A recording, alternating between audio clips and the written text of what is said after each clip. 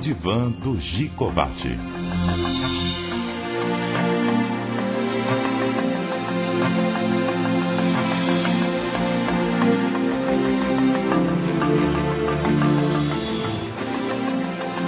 Está no ar, no divã do Gicovati. Como sempre, vamos começar fazendo algum tipo de reflexão e eu gosto de, hoje, de falar sobre tentar responder um e-mail complicado que eu recebi há algumas semanas, que era bem simples, curtinho, afinal de contas, qual o sentido da vida? Uma pergunta pouco curta para uma resposta extremamente complicada. Primeira coisa é que, em geral, a gente faz essa pergunta quando não está muito bem psiquicamente. Ou seja, a gente faz essas perguntas de onde viemos, qual o sentido da vida, em geral, quando estamos meio deprimidos. Né? Quando a gente está melhor de humor, em geral a gente vive a vida, não faz tanta pergunta, e principalmente perguntas que nós temos capacidade de fazer, mas não temos competência para responder, como é o caso dessa. Nosso cérebro tem esta característica, sabe perguntar coisas que não sabe e não vai saber responder. De onde viemos, para onde vamos, por quanto tempo estaremos aqui e qual o sentido da vida. São coisas ótimas de saber, mas não vamos saber.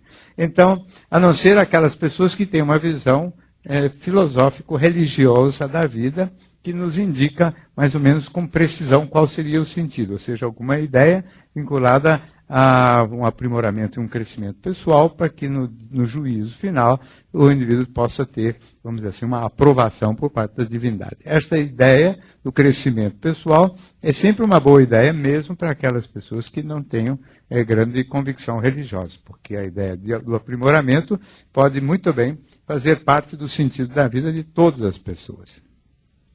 Agora, a maior parte das pessoas não consegue pensar que, já que não existe um sentido pré-moldado, ou pré-determinado, ou pelo menos acessível a nós, a não ser este do ponto de vista religioso, que seria a evolução espiritual para melhor avançar na questão do acesso a uma boa situação pós-morte, então a gente tem que criar um projeto. Quer dizer, se não existe um projeto, ou não tem um sentido definido para a vida, a gente é que tem que dar um sentido à vida. Né? E aí é um projeto individual, que dá sentido específico para cada pessoa, né? E que dá uma diretriz e também acaba criando uma trajetória de ação, quer dizer, um projeto que busca se realizar, mas que quem inventa o projeto sou eu. Eu dou o sentido para a minha vida. Né? É evidente que a gente pode dar um sentido um pouco mais criativo, ou pode simplesmente repetir mais ou menos o padrão, vamos dizer assim, da cultura em que a gente vive. Nós vivemos numa cultura em que o sentido da vida é mais ou menos repetitivo, monótono e um tanto cansativo. É sempre sucesso profissional, sucesso com o sexo oposto, casar e ter filhos, principalmente para as mulheres, enfim, coisas muito estabelecidas, responder ou reagir positivamente às crenças da cultura em que a gente está. Mas não é impossível que se criem projetos um pouco mais extravagantes, projetos individuais, projetos pessoais que possam ser absolutamente originais, como, por exemplo, sei lá, os médicos sem fronteira. É muito raro o indivíduo se formar em medicina e achar que ele vai ser médico da Cruz Vermelha ou fazer parte dos médicos sem fronteira.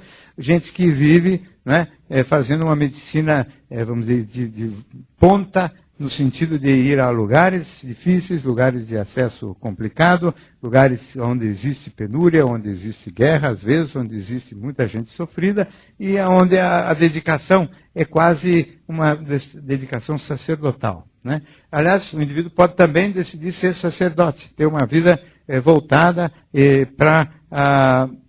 totalmente voltada para as suas convicções religiosas. O indivíduo pode ser um pesquisador, pode ser um escritor, pode ser um eremita, pode ser um aventureiro, pode ser coisas diferentes, mas é muito raro. A grande maioria das pessoas, na verdade, continua querendo seguir alguma das profissões padronizadas, ter sucesso nas suas carreiras, casar e ter filhos. Também é um projeto de vida. Não deixa de ser, ou não deixa de costumar ser, um projeto insuficiente, que leva as pessoas, em algum momento, a frustrações e a buscar, às vezes, coisas alternativas, tipo o uso de drogas, o uso de bebida alcoólica em quantidade excessiva, a busca de novas aventuras sentimentais, quer dizer, uma coisa um pouco repetitiva. Tem jeito de se poder pensar na vida de uma forma um pouco original também, buscando um sentido pessoal para a vida.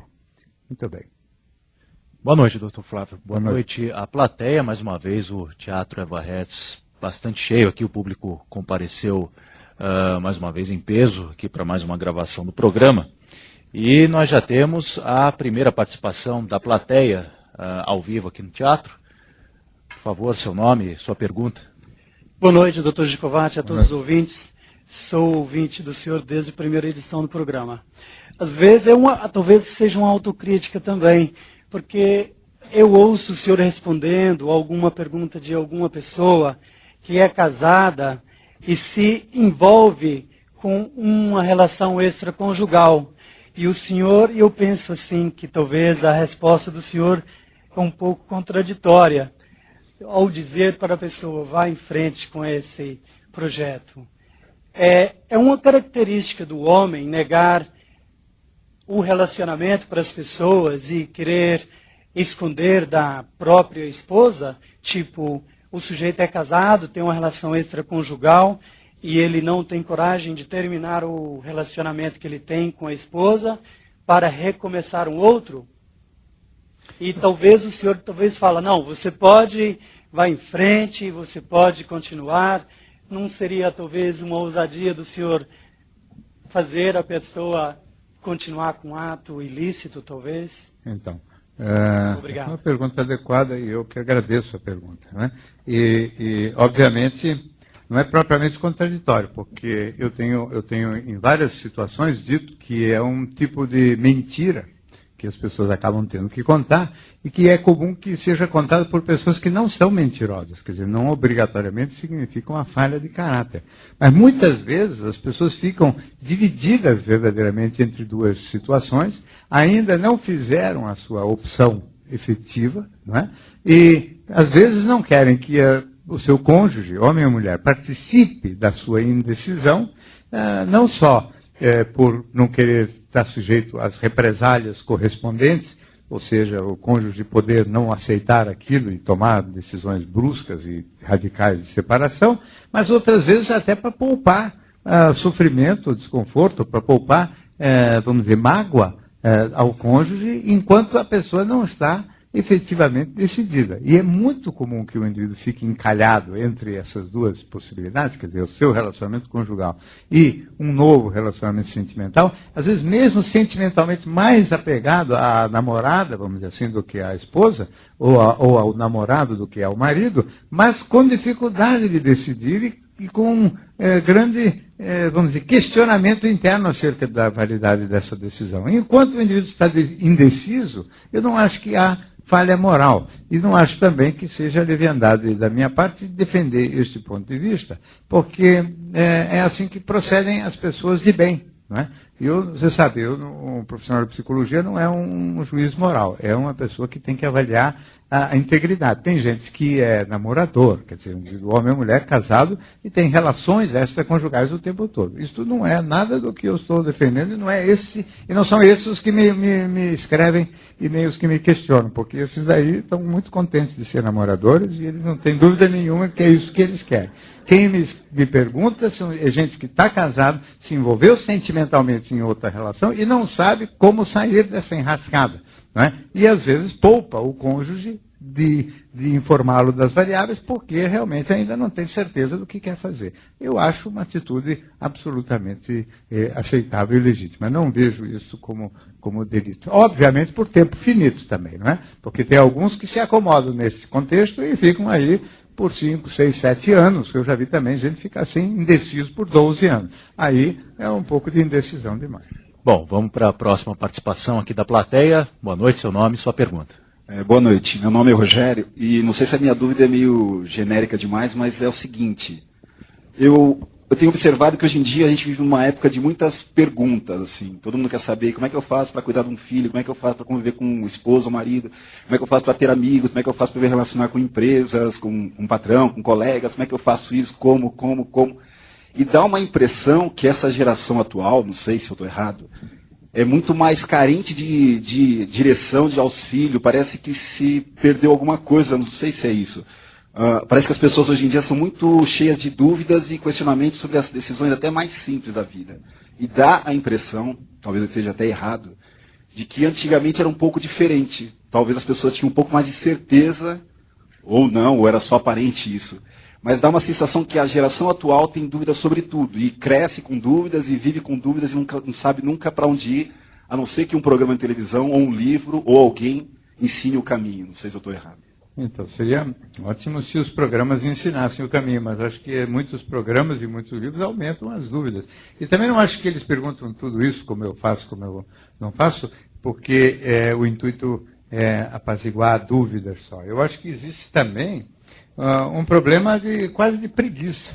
Isso sim, eu acho que é mais novo do que antigamente. Não existia essa informação tão fácil, sabe como é? Só querem a fórmula final, não querem muito saber como é que se chega àquilo, né? Eles só querem assim, é mais ou menos como eu no computador, eu só quero saber que botão que eu aperto para atingir um determinado objetivo, eu não quero saber como é que funciona muito bem o computador. Parece que eles têm essa visão do mundo e da vida, os jovens principalmente, em todos os aspectos. Então eles são meio preguiçosos nesse sentido. Essas perguntas, eu decodifico elas de uma maneira diferente de você. Eu decodifico assim, eles só querem saber da fórmula prática de como agir, sem que está muito interessado em saber quais as razões que devem nortear aquele agir. Ou seja, estão pouco profundos, pouco preocupados em aprofundar o entendimento e aprofundar a compreensão dos mecanismos. Estão apenas voltados para a solução rápida, imediata, curtinha e prática do seu problema daquele instante. Então eles ficam nesse aspecto não só meio dependentes, mas um tanto superficiais. Não há reflexão, não há introspecção, há só uma ação para fora, né? Muito agir, pouco refletir e muito agir. É o oposto, talvez, de certas épocas, ou certas culturas, ou certos pensamentos de natureza filosófica no passado, que tinham muita reflexão e pouca ação, né? Hoje parece que todo mundo quer saber como faz só, como age. E sem muito interesse em saber como é que se chegou àquela fórmula de ação. Isso é empobrecedor, e isso eu acho que leva a uma crescente dependência. Quem pensa e age assim, eu acho que vai fazer cada vez mais e mais perguntas desse tipo, e nunca vai ser um indivíduo em condições de gerar respostas. Ele fica sempre passivo e esperando que caia no colo dele fórmulas prontas. Eu acho que você tem razão em chamar a atenção para este fato, quer dizer, como hoje todo mundo só quer saber como se resolvem as coisas e não por quê e quais os caminhos que deveriam nortear a reflexão da gente sobre aquele assunto. Talvez isto seja um pouco o efeito nocivo dessa informação rápida, curta e breve que hoje chega a todo mundo pela via virtual, pela internet e também, sabe, as notas simplificadas nos jornais, é tudo muito rápido, os manuais de autoajuda, muito sem consistência e fundamento também, só querem saber o resultado do problema, não querem saber nem o problema, nem como são as contas intermediárias para se chegar àquele resultado, só o resultado. Isso é muito pouco mesmo e é empobrecedor e não é criativo, que é outra característica da atualidade, pouca criatividade. Bom, doutor Flávio, vamos à próxima pergunta da plateia aqui no Teatro Eva Hertz. Boa noite, seu nome e sua pergunta. Boa noite, meu nome é Francisco. Doutor, eu queria parabenizar o senhor pelo programa. Muito obrigado. E também perguntar para o senhor poderia me dar uma explicação assim, como pode a pessoa estudada, culta, de um minuto para outro ele chutar o balde, chutar tudo, ficar bravo e assim a ponto de não falar com a gente? Como é que pode acontecer isso? Se é alguma esquizofrenia ou qualquer coisa assim. Mas você está falando de alguém específico que tenha tido esse comportamento? Sim, é um filho meu que ficou. E aí não falou mais ou só teve um ataque e nunca mais? Não, ficou bravo, não falou mais. Quanto tempo faz isso? Faz uns 2 meses. E nunca mais falou? Não. Quantos anos ele tem? Ele tem 33. Então, ele nunca teve comportamento desse tipo antes? Ou já Não, teve outras? não, nunca É tive. um tipo mais estourado já Isso. o tempo todo? Não, assim, foi de repente Ele nunca foi estourado? Não, Era manso? era. E de repente ficou assim? De repente ficou... Você pisou muito no calo dele? Não. Não em pisei. particular? Não. Ele está passando por um período pior? Não, está bem, está estudando, trabalha, tudo. Então é muito difícil de falar em geral. Doença do tipo esquizofrênico não é, porque não é idade mais, quer dizer, não é idade comum. A esquizofrenia em geral se manifesta precocemente, entre 18 e 25, 26 anos de idade. Não é?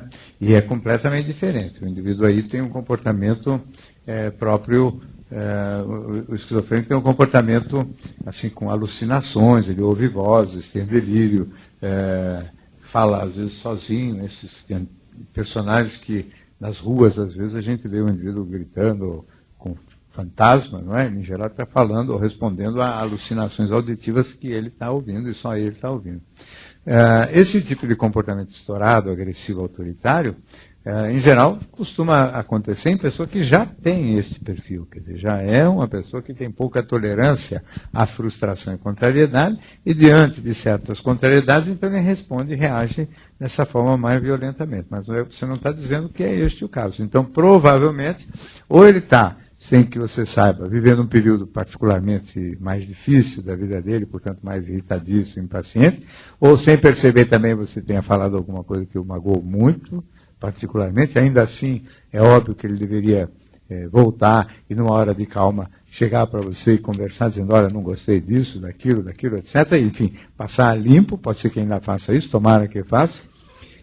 Ou então ele está realmente numa fase, vamos dizer assim, de algum outro distúrbio psicológico que não seja do tipo esquizofrênico, ou está mais para deprimido, ou está mais para, vamos dizer assim, em algum estado de irritabilidade muito fora do usual, que também não é incomum nos quadros de depressão.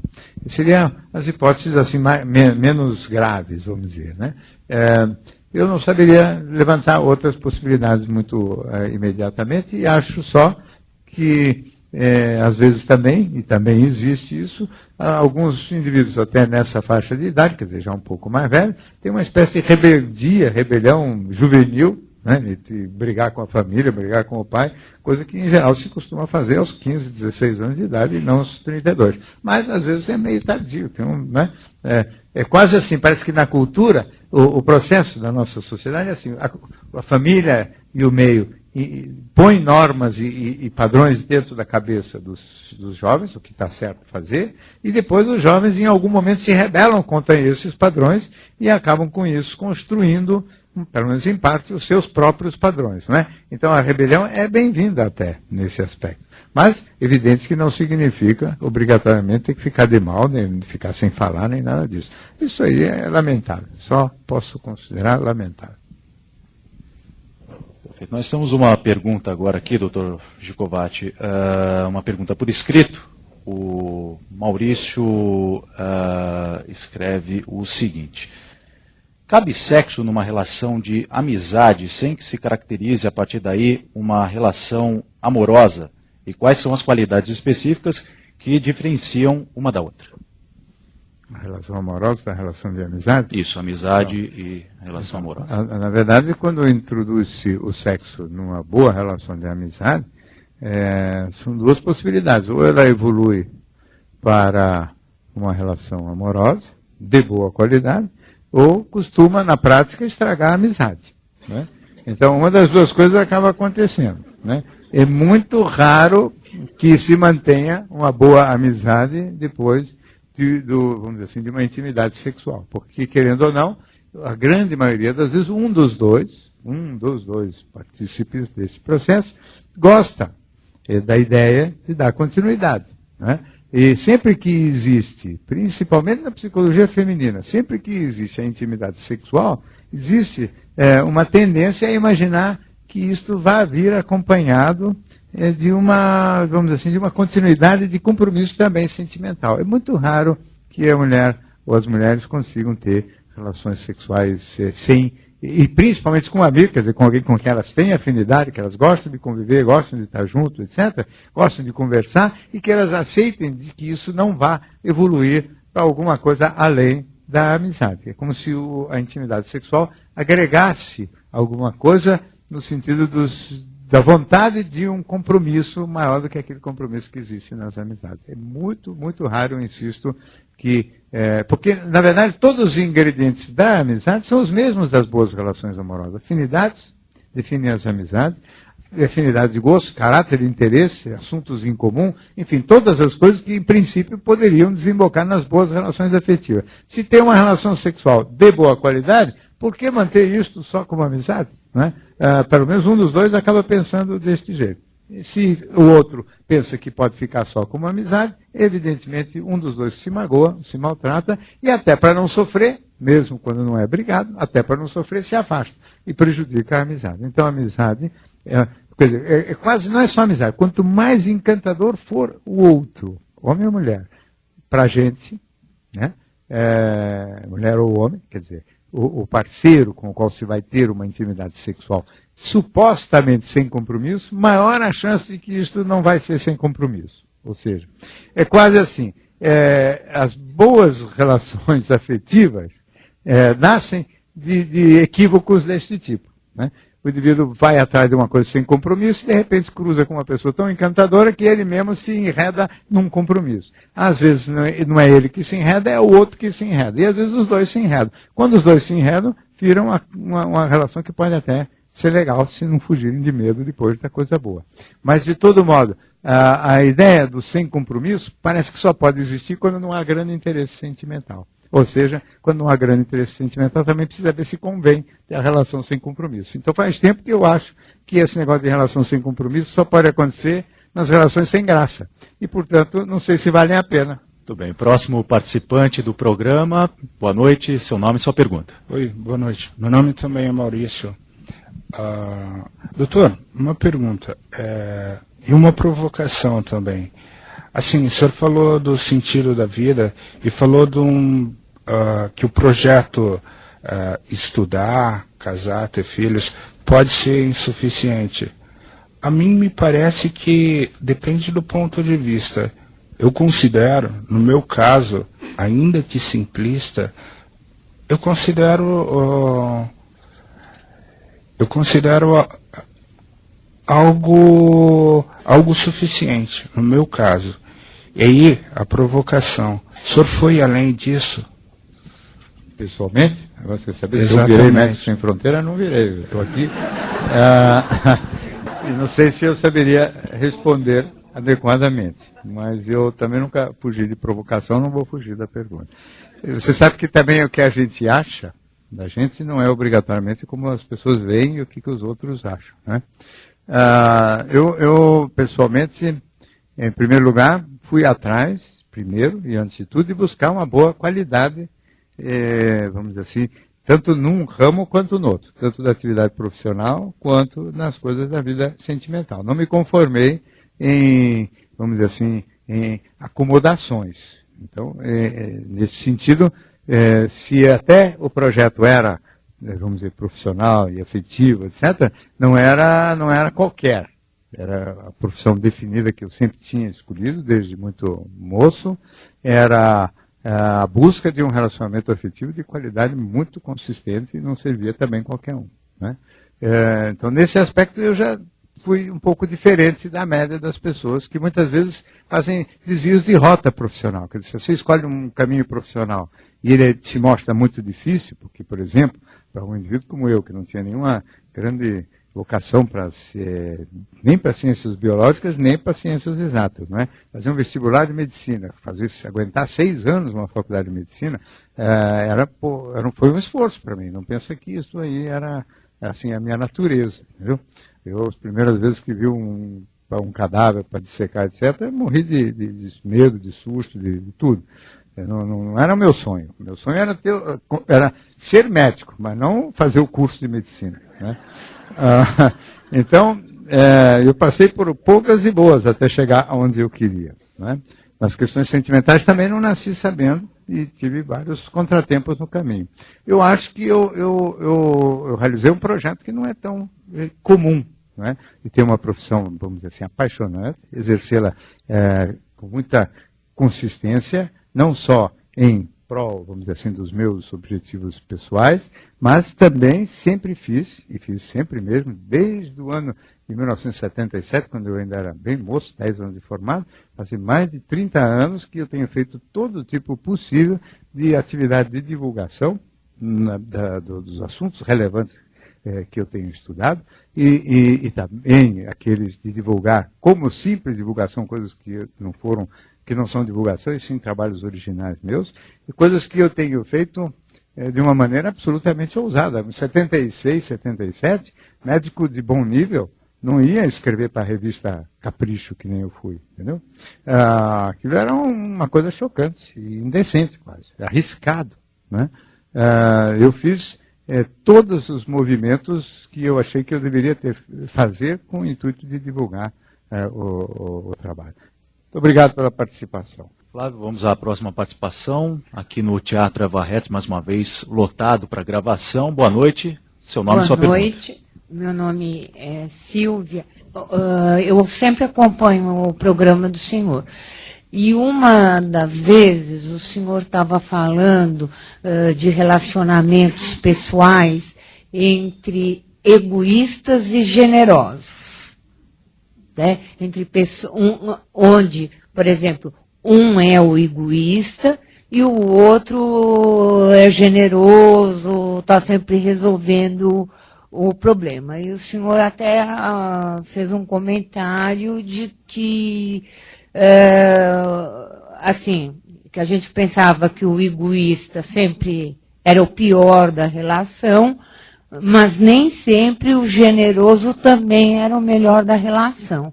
Então, eu gostaria que o senhor pudesse aprofundar um pouquinho mais. Então, esse é um tema que eu falo bastante, não é? Alguma vez no programa eu falo bastante frequentemente. E é um dos meus temas, vamos dizer, chaves de toda a teoria psicológica que eu ando tentando desenvolver, né? E nos meus livros também aparece com regularidade. Então, o que eu digo é o seguinte, que o generoso não é, que o egoísta não é uma pessoa tão legal, todo mundo acha, não é? Porque o indivíduo que quer receber mais do que dá, que é mais agressivo, estourado, intolerante, que em geral é extrovertido, não é confiável, é meio mentiroso, etc. Então, quer dizer, é um tipo de personalidade que não tem remorso, né? E, portanto, é um tipo, oficialmente, vamos dizer assim, o vilão. Né? Agora, o generoso, oficialmente, ele é o bonzinho e a vítima, e não é bem assim, né? Então, essa é a coisa que eu tenho insistentemente falado, que o simples fato dele agir e tolerar o egoísmo do egoísta e ficar dando moleza para o egoísta, ele já é sócio, né? Da dinâmica que se constitui. E, portanto, ele é parceiro e partícipe e é coautor da encrenca que se monta, não é? Então, é um encaixe em que o generoso tem suas vantagens, no sentido dele se sentir, talvez, mais forte, dele se sentir seguro, porque o egoísta faz todas essas brincadeiras e tudo mais, mas ele, no fundo, está na mão do generoso, porque ele não é autossuficiente, então ele não é gerador de tudo que ele necessita e o generoso tem poderes sobre ele. O generoso, em geral, é inseguro, é vaidoso, e além dessa bondade, dessa tolerância, desses panos quentes que caracterizam a generosidade, tem definido, sim, um certo, vamos dizer assim, uma certa facilidade em se beneficiar das fraquezas do egoísta. Porque o egoísta, apesar de estourado, apesar de barulhento e tudo, ele é fraco, né? E dependente. Mas o generoso também tem sua dependência emocional, mas, em princípio, o generoso se livra mais rápido e facilmente da dependência do que o egoísta. Tanto assim que quase sempre nesses relacionamentos o egoísta ameaça a separação o tempo todo e quem se decide mesmo pela separação é o generoso. Enquanto o generoso não decide separar, não tem separação coisa nenhuma. Né? Também recentemente nós recebemos um e-mail, né, de uma senhora se queixando do marido que falou que não queria mais saber dela, que estava querendo se separar, e que ela, porque aparentemente não gostava mais dela, obviamente estava se perfumando todo, tinha certamente se interessado por alguma outra pessoa, e ela, muito aborrecida com isso, etc., ele mudou para o quarto ao lado, fazia 2 meses e ele não ia embora de casa. Eu não tive ainda a oportunidade de responder, mas eu diria a esta ouvinte isso exatamente, enquanto ela não botar ele para fora, ele não vai, porque só quer ameaçar, né? Só quer atiçar, provocar, mas fazer mesmo não vai fazer. Né? Então, aí ele com esse discurso, ele fica lá passeando com a outra, etc. Daqui a pouco ele vai se arrepender de tudo, vai querer voltar e ela vai perdoar, porque isso faz parte da generosidade. Né? E é um jeito de dominar. Na verdade, está tendo controle sobre tudo isso. O generoso é vaidoso, o generoso é dominador, o generoso ele se sente forte e poderoso com a fraqueza do outro. E ele estimula a fraqueza do outro, porque o egoísmo só existe porque existe a generosidade. A generosidade é a matriz do egoísmo. Para acabar com o egoísmo no mundo, é preciso acabar com a generosidade. Então é nesse sentido que eu acho que é a grande originalidade da maneira minha de pensar. Que em vez de ficar batendo em cima do egoísmo, que bater em cachorro morto, todo mundo sabe que o egoísmo é fraqueza, é fragilidade, é falar grosso sem ter cacife, tem que realmente ir contra a generosidade, porque enquanto houver gente que aceita ser parasitada, vai ter parasita. Né? O egoísmo acaba o dia que acabar a generosidade. Enquanto houver generosidade no mundo, não acaba o egoísmo.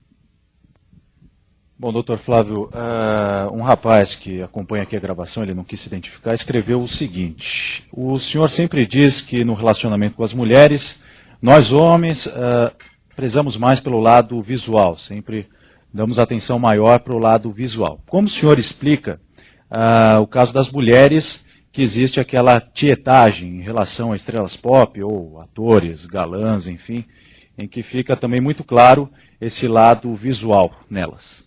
Não fica, não. Fica claro o fascínio que elas têm por homens bem-sucedidos. Né? Porque isso também não precisa nem ser estrela pop. Né?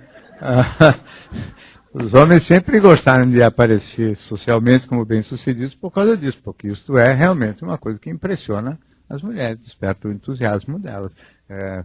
Obviamente envaideceria qualquer uma delas aparecer do lado, ou namorando, né, um homem conhecido, famoso, um jogador de futebol, um ator, um cantor. Agora, esse mesmo indivíduo, se não for nada, com as mesmas características físicas, idênticas, não vai interessar absolutamente a ela. E as mesmas mulheres, né, que são atrizes famosas, etc., e conhecidas, e que os homens ficam ali meio babando, admirando, etc., se forem bancárias, se forem garçonetes, continua interessando do mesmo jeito a eles. Né? Uma celebridade local, aqui no Brasil, né, o indivíduo é muito conhecido aqui, etc., está sempre tietado. Vai para Nova York, quando ninguém conhece ele, ninguém tieta. Então, na verdade, é a posição social, a posição artística, os talentos, quer dizer, a mulher admira propriedades no homem que definem este sucesso dele. Não estou falando que seja obrigatoriamente sempre um aspecto negativo. No fundo, é a mesma coisa que os homens valorizarem demais a aparência física das mulheres. Né? Uma aparência física das mulheres é valorizada pelos homens e as mulheres valorizam o sucesso social ou profissional ou mesmo financeiro dos homens. É uma contrapartida e, na minha opinião, tem a mesmíssima equivalência. Né? Cada um sabe muito bem o que admirar no outro. Mas o desejo visual, assim, olhar o corpo de um homem e ficar tão embasbacado quanto os homens ficam diante de corpos bem formados femininos, não acontece, a não ser em muito poucos casos. Parece que existem algumas exceções, mas é exceção mesmo. A regra é que as mulheres tenham mais fascínio por outras propriedades masculinas. O que, na verdade, não devia ser visto como nada de muito ruim para as mulheres. É ruim para os homens, não é? Que ficam frustrados por não despertarem o desejo que as mulheres despertam neles. Né? Os homens adorariam ser objeto do desejo sexual, mas isso não costuma acontecer. Né? E as revistas com homens tentaram várias vezes fazer Playboy para mulheres. Né? E todas essas revistas, do ponto de vista das mulheres, sempre fracassaram. Elas têm algum interesse para o público homossexual masculino, quer dizer, cabeça de homem, assinado por corpo de homem. Né? Mas as mulheres não têm muito interesse em corpo de homem, infelizmente. Não, no meu caso até felizmente, porque eu também não teria nenhum corpo tão maravilhoso assim. Mas os jovens ficam sarados, fazendo um esforço danado aí, não vai adiantar muito não. Bom, vamos para a próxima participação da plateia aqui no Teatro Eva Hertz. Seguinte, doutor Gikovati, é que eu soube por diversas pessoas, amigas, que apesar de se falar muito sexo, né, ultimamente, que ainda tem alguns casais em São Paulo que casam e vivem como irmãozinhos. A vida inteira, olha, às vezes 40, 50 anos, porque casaram por amor. Então, o amor espiritual suplanta. Eu queria saber como é que define isso. Obrigada.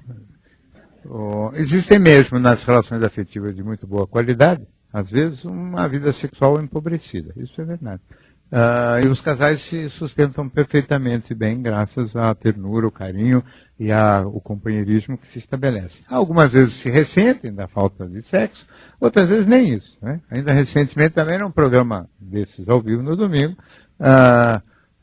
um casal, era um rapaz né, que há 2 anos não tinha vida sexual com a sua esposa, e estavam os dois felicíssimos assim mesmo. Então, existe sim. Né? Agora, em geral, são relações de boa qualidade, onde existe muita fraternidade, muito companheirismo, muita solidariedade, só que eu penso que isso aqui pode perfeitamente ainda ser agregado a uma pitada de erotismo. Né? O casal, em geral, que se dá bem, acomoda nesta situação, vamos dizer assim, em que o sexo fica empobrecido, e às vezes eles esquecem de ter a relação sexual e de ativar um pouquinho. Não há necessidade também desse sacrifício. Isso, o amor espiritual não impede o amor carnal. Aliás, é muito importante a gente reintroduzir o corpo, porque parece que as pessoas, às vezes, com vocação mais intelectual, pensam no ser humano meio sem corpo. Né? Corpo como se fosse uma coisa assim para medíocres só, pensar no corpo. Né? Só na academia, eles vão só para a biblioteca e não vão para a academia. Acho que um pouquinho para a academia também os intelectuais deviam ir para poder reencontrar-se com o corpo. Né? Mais uma participação da plateia aqui no Teatro Eva Hertz. Boa noite, seu nome e sua pergunta. Meu nome é Josafá, eu sou corretor de seguros e eu ia fazer uma pergunta longa, mas vou tentar resumi-la. Assim, olha, como é que o senhor consegue verificar, por exemplo, o relacionamento do homem hoje com o seu trabalho, com a sua esposa, ex-esposa e filhos, entendeu? A gente tem que... Isso é uma coisa moderna, né? Tá? Eu, por exemplo, a minha atual esposa está aqui, eu estou no meu 7º casamento e eu acho que eu estou muito bem, graças a Deus, não penso em trocar, houve uma série de fatores. As outras 6 esposas dão muito trabalho? Então, mas eu acho que há uma certa dificuldade de lidar com todas essas questões, entendeu? Mas me diga, você tem filhos com todas essas... Filho com a 4ª e com a 6ª, que é a mesma. Então tem 2 ex-esposas com filhos. Isso. Com as outras você também tem algum tipo de contato? Não. Porque ex-esposas sem filhos é quase como se fossem ex-namoradas, né? Quer dizer, não há muita diferença. Termina o relacionamento, em geral termina o convívio, terminam os problemas. Agora, quando tem filho, já complica muito mais, porque você tem, então, a continuidade do relacionamento com as crianças e, a pretexto desse relacionamento, sempre algum tipo de convívio com os filhos também desses relacionamentos anteriores. Eu acho o seguinte, que na prática a gente está, querendo ou não, complicando a vida da gente, né? Não são nada simplificadoras as questões, vamos dizer assim, que a gente pode ter graças a essa modernidade. Eu acho que são problemas novos que trazem mais dificuldade. Quer dizer, você ainda tem só 2 filhos, mas eu conheço gente que tem filhos com 3, 4 filhos, e às vezes com 2 mães diferentes, e depois ainda tem uma 3ª esposa, com a qual tem filhos também, e então fica uma necessidade, às vezes, de uma van para ir no fim de semana recolher todo mundo, etc. E depois trazer, quer dizer, a operação é complexa, não é? Além de tudo, tem problemas de ordem financeira, quer dizer, tem problemas de todo tipo. Agora, faz parte da complexidade contemporânea. Eu acho que isso é uma transição. Eu acho que no futuro as pessoas vão, o dia que aprenderem a escolher mais adequadamente parceiros, vão escolher mais rapidamente parceiros corretos, compatíveis, não é? E tentar casar e ter filhos uma vez só, porque esse negócio de ficar casando, descasando, é muito trabalhoso, né? Talvez no futuro as pessoas vão casar mais tarde, com mais experiência, com mais vivência, vão namorar bastante antes de casar. Isso sim, mas depois tentar casar uma vez só, porque isso é uma canseira. Bom, vamos para a próxima participação aqui da plateia. Boa noite, seu nome e sua pergunta. Boa noite, meu nome é Adriana. Eu quero falar a respeito de uma pessoa que trabalha comigo. Ele é filho do diretor, aí no caso. Ele é uma pessoa totalmente descompromissada. E, além de ser descompromissada, tudo que você fala para ele é assim, você não pensa no seu futuro, em estudar, em fazer alguma coisa diferente na tua vida? Ele fala, para que eu vou me preocupar se eu não vou passar dos 21? Ele fala que ele vai se matar aos 21. Aí, e tem assim... Quantos anos ele tem? Ele está com 19 e vai fazer 20. Ele faz agora em novembro. E ele também tem uma mania que eu acho que, para mim, que é para chamar a atenção. Ele se corta nos braços. Ele faz pequenos cortes. Não são cortes profundos, são cortes assim que são muito superficiais. E assim, eu queria de algum jeito saber o que eu posso fazer para ajudá-lo, porque eu tento conversar, eu tento ser amiga, eu tento escutar todos os problemas que ele acha que são mega problemas e são coisas ridículas. E eu não, sinceramente, eu não sei o que eu posso fazer. Então, eu acho que não dá para você fazer muita coisa mesmo, porque não deve simplificar esse tipo de problema, não é? Essa automutilação, como se chama esse tipo de comportamento, são cortes que podem ser superficiais, mas são cortes fabricados pelo próprio indivíduo em si mesmo, não é um sinal de equilíbrio emocional brilhante. Também não se pode dizer que é só para chamar a atenção, porque só para chamar a atenção tem outras coisas que dá para fazer, até mais ruidosas do que essa. Né? E chama bastante atenção sem precisar doer. Né? São problemas de ordem psicológica mais séria e realmente você dificilmente poderá imaginar que tenha condições de ajudá-lo. Você pode ouvir e o máximo que você pode fazer é sugerir que ele procure um profissional de psicologia para um trabalho psicológico e psicoterapêutico e eventualmente farmacológico também, porque são problemas, inclusive esta característica de amplificar problemas pode realmente levar o indivíduo em algum momento a uma ação autodestrutiva mais severa. Essa coisa da automutilação já não é nada muito distante da autodestrutividade. Né? A maior parte das pessoas que faz isso não se mata efetivamente, mas é gente bastante complicada e problemática. Não subestime as suas dificuldades aí. Acho que você não tem que carregar essa cruz porque é muito pesado. Doutor Gicovati, o Carlos nos enviou este e-mail aqui durante a semana. Bom, doutor, eu tenho 38 anos, sou casado, tenho um filho, estou bem empregado e não tenho problemas familiares ou financeiros. O problema é que sempre fico incomodado ao saber que algum conhecido conseguiu um bem material ou pessoal. Por exemplo, passou em algum concurso público e vai ganhar bem, recebeu alguma herança ou conquistou o amor de outra pessoa. Não sei se é inveja, pois nem sempre eu quero essas coisas para mim. Só não quero que a outra pessoa as tenha. Fico realmente aborrecido, chego a acordar à noite quando isso ocorre e não sei como me controlar. Isso tem me atrapalhado a vida, pois não consigo curtir as coisas boas que tenho, já que fico me comparando com os outros e imaginando que a grama do vizinho é mais verde. O que eu faço para mudar o meu comportamento? Então, Carlos, realmente você tem que tomar enorme cuidado com as comparações. As comparações sempre hierarquizam. Quer dizer, quando a gente compara imaginando que o outro está para mais ou para menos do que a gente. Né? E segundo critérios que são os critérios de valor da gente naquele momento. Evidentemente que a inveja sim, isso que você sente quando o outro consegue alguma coisa a mais do que você. E veja que a gente pode ter inveja. Em primeiro lugar, quando a gente está bem. Quer dizer, basta que o outro esteja ótimo. Quando a gente está bem, e, portanto, com um degrau acima, a gente pode se sentir incomodado com isso. Né? É triste, porque, visto por este ângulo, num mundo competitivo e comparativo como o nosso, só o número 1 é que pode estar ótimo mesmo, que todos os outros vão estar mal, porque, por comparação, isso existe mesmo no mundo dos mega milionários. Né? O indivíduo tem 5 bilhões, mas o outro tem 50 bilhões, o de 5 bilhões é infeliz e deprimido por causa disso. Então, é preciso tomar muito cuidado, porque a gente pode sofrer desnecessariamente através dessas comparações. Além de tudo, também, a inveja é sempre uma sensação de humilhação, de estar se sentindo por baixo, prejudicado, mesmo quando tem tudo aquilo que poderia aspirar, como é o caso seu, onde você tem aí quase tudo que se pode pretender na vida. Não é? Evidentemente também, A inveja é um fotograma. A gente compara o indivíduo no momento da glória dele contra um momento neutro da gente. Então o indivíduo acabou de ser aprovado no concurso público, você não fez o concurso público, o cara vai ganhar talvez um pouco mais do que você.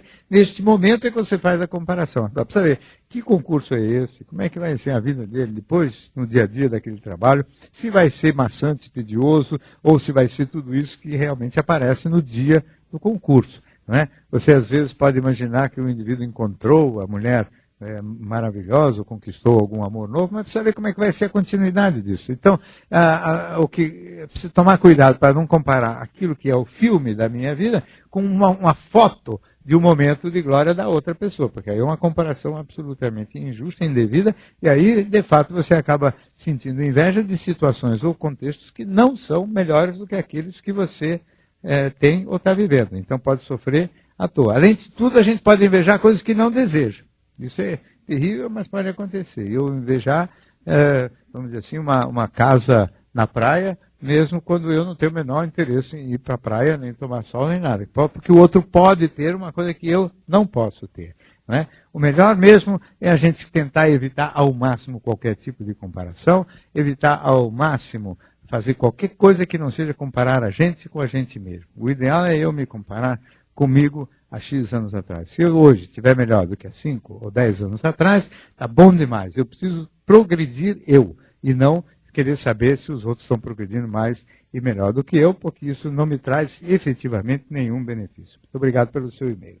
O Divano Gikovati teve produção de Diego Matoso. Os trabalhos técnicos de hoje foram de Roberto Padilha, Giovana Fraga, Guilherme Gama, André Lacativa e Adriano Bernardino. A direção nacional de jornalismo é de Marisa Tavares. Boa noite.